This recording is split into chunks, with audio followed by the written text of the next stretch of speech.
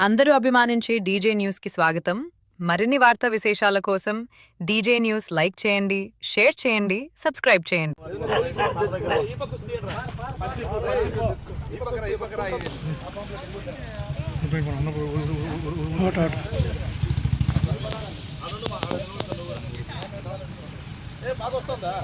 వస్తుంది sir.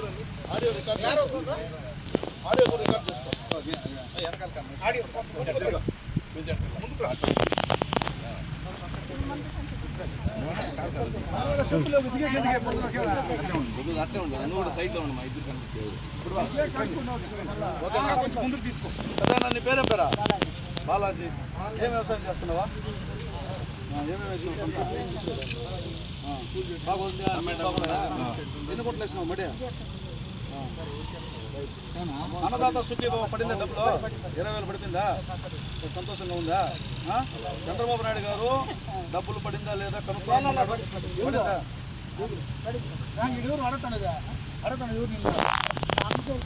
MLA గారు, మన ఎమ్మెల్యే, మన డిస్ట్రిక్ట్ ప్రెసిడెంట్ పక్కన 20,000 రూపాయలు పడింది.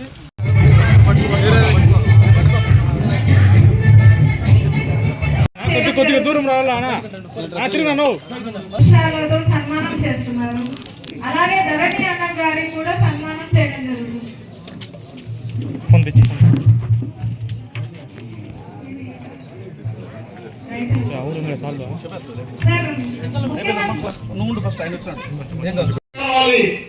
ఇటువంటి వ్యవసాయాన్ని మనం ఆదుకోవాలని చెప్పి ఆ రోజు ఎన్నికల మేనిఫెస్టోలో ప్రభుత్వం అధికారంలోకి వస్తే ప్రతి రైతు ఖాతాలో ఎవరి యొక్క సిఫార్సు లేకుండా 20,000 రూపాయలు ఇస్తానని చెప్పి ఈ రోజు ఆ మాట నిలబడుకుంటున్న నాయకుడు నారా చంద్రబాబు నాయుడు గారు. ఇది మనం గ్రహించాలా. మీరు ఎక్కడైనా పొలంలో పని చేసుకున్నప్పుడు రచ్చబండ కాడ గ్రామాల్లో 10 మంది చేరినప్పుడు ఈ ప్రభుత్వానికి ఆ ప్రభుత్వానికి తేడా ఏంటో మీరు చెప్పాలా. గతంలో ఉన్నటువంటి మీ శాసనసభ్యులు ఉన్నారు, కనీసం ప్రమాణ స్వీకారం చేయమంటే అసెంబ్లీలో ఏం చేశారో కూడా అవమానపడినటువంటి కాన్సెప్ట్ ఇదే. కనీసం బాబు గారు ఎంఎస్ బాబు గారు అంటే సబ్జెక్ట్ తెలిసిన వాళ్ళకి, చదువుకున్నటువంటి వ్యక్తి, సమాజం గురించి తెలిసినటువంటి వ్యక్తి ఎమ్మెల్యే ఉంటే ఈ నియోజకవర్గం ఎలా అభివృద్ధి చెందుతుందో ఒక పక్క చూడండి. కనీసం తన ప్రమాణ స్వీకారానికి కూడా మాట్లాడిన వ్యక్తి ఎమ్మెల్యే ఉంటే మీ నియోజకవర్గం ఎలా ఉంటుందో కూడా ఒకసారి చూసుకోవాలి. ఏదో వాళ్ళు వలసవాదులుగా వచ్చారు ఆ రోజు. ఎప్పుడు తెలుగుదేశం పార్టీ రూలింగ్ లో ఉంటారో అప్పుడే మీ గ్రామానికి ఏదో ఒకటి జరుగుతూ ఉంటుంది. ప్రతి ఒక్కటి లాస్ట్ మన కోదండ యాదవ్ చెప్పినట్లు ఇంతకుముందు ఒక 5 ఏళ్ళు పూర్తి గ్రామానికి ఏం జరిగింది అనేది మీరు ఆలోచించుకోవాలా. ఇప్పుడు తెలుగుదేశం వచ్చిన ఈ 2 సంవత్సరాల్లో ఒకటి సంవత్సరం ఇన్ని గ్రాంట్ వస్తా ఉంది. ఇంకా చాలా ఉన్నాయి. మనం ఈ గ్రామాన్ని చేసుకోవాల్సింది తప్పనిసరి చేసుకుంటాం. ఇవన్నీ ప్రతి ఒక్కటి ఇష్టంగా ప్రతి ఒక్కటి చేసుకోవాలా. మన కాన్స్టిట్యూన్సీని డెవలప్ చేయాలా. ప్రతి ఒక్కటి అడగతానే మనం తీసుకోవాలా. ఏది అడిగినా ఇమ్మీడియట్ దాని కలెక్టర్ దగ్గరికి ఆ రోజు సాయంత్రమే తీసుకుని పోతాం. మన ఎమ్మెల్యే తీసుకోపోయి దాంతో కొట్లాడినా సార్ అది మాకు ఇవ్వాలా. ఆయన మన అదృష్టం అంటే మన మురళి గారు కానీ మాట్లాడినారంటే ఎదుటోడు అట్లే ఇదే పోవాలి. అది కలెక్టర్ గారు రావచ్చు, మన ముఖ్యమంత్రి గారు రావచ్చు. అంత బాగా ఎక్స్ప్లెయిన్ చేయగలుగుతాడు, అంత బాగా చెప్తాడు. పరిస్థితిని ఆ విధంగా వివరిస్తారు. వివరించి దాన్ని సాధించి అలా పడేవినా ఇచ్చేస్తాను సాక్షి అది తృప్తిగా చెప్తాడు.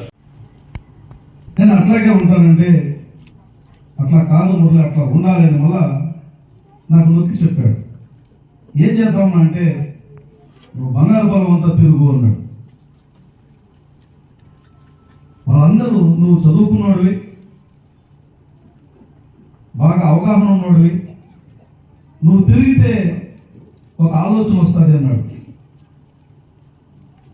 జనార్దనని ద్రోణాచార్యుడు మాదిరిగా ఎంట పెట్టుకొని ఊరు తిరిగిన, ఇల్లు తిరిగిన, గుట్ట తిరిగిన.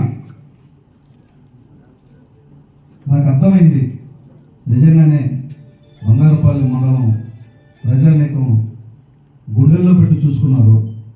తెలుగుదేశం, జనసేన, బీజేపీ కూటమి నుంచి అభ్యర్థిగా ఉమ్మడి అభ్యర్థిగా పోటీ చేసిన నాకు బంగారుపల్లి నుంచి ఘనమైనటువంటి మెజార్టీని ఇచ్చారు. మరి తిరిగి ఏం చేయాలి? ఏం చేస్తే మీరు నా మీద పెట్టుకున్నటువంటి నమ్మకాన్ని, ప్రకాశన్న మేము కూర్చొని మాట్లాడుకున్న మాటలకి అర్థం వస్తుందంటే ప్రతి మాటకి అర్థవంతమైన జవాబు ఇస్తూనే ఉన్నాను నేను.